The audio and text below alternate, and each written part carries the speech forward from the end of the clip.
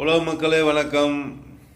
Brother sister Ponmudi திமுக கட்சியில் இருக்கவர் பொன்முடி பேசுனது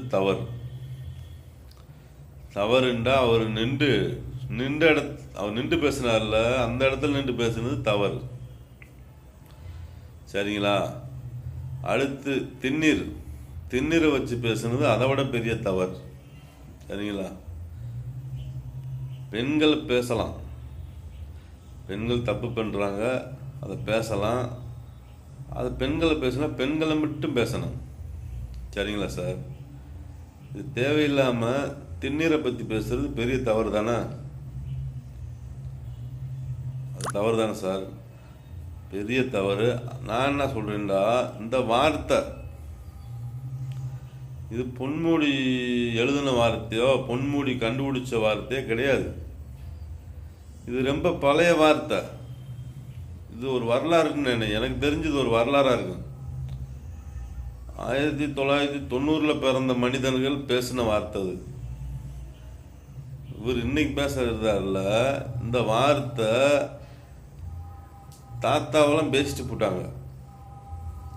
மந்தியில் உட்காந்து, கோயிலில் உட்காந்து, பல இடத்துல உட்காந்து இந்த வார்த்தையை பேசிட்டு போட்டாங்க. ஆனால் இவராக உருவாக்க கிடையாது. உங்களுக்கு சந்தேகம்னா கேட்டுக்குங்க. இந்த வார்த்தை பல பேருக்கு தெரியும், எனக்கு நல்லா தெரியும். இது பல இடத்துல கூட்டமாக உட்காந்து பேசுவாங்களா ஆண்கள், அந்த இடத்துலலாம் இது பேசப்பட்ட வார்த்தை தான். இது தனியாக பேசியிருக்கணும். ஒரு திண்ணீரை வச்சு ஒரு மதத்தை வச்சு பேசுறது பெரிய தப்பு. அடுத்து நான் என்ன சொல்கிறேன்டா, பெண்கள் பல தப்பு பண்ணுறாங்க, ஆனால் அதை கேட்க பெண்களுக்கே ஒரு பாசம் இல்லை. எவ்வளோ வீடியோ போட்டிருக்கேன், பார்த்துக்குங்க. பெண்களை பற்றி பேசியிருக்கேன்.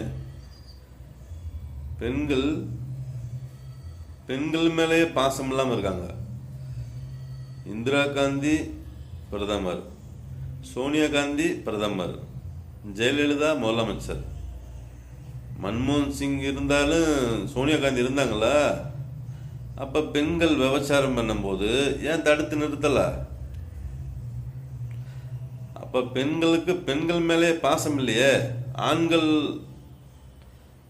பேசுகிற அளவு கூட பெண்கள் செய்யலையே.